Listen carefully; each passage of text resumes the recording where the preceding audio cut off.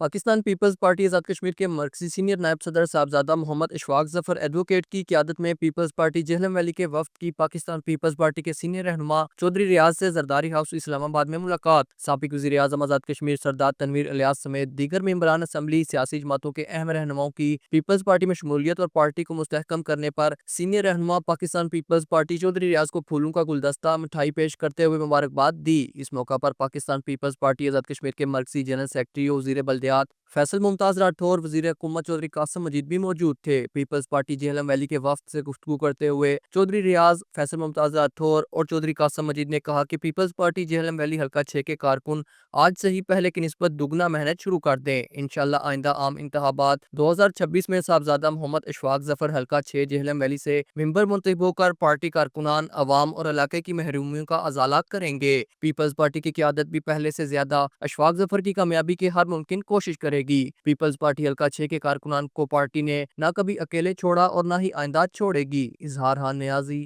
JK news, اسلام آباد۔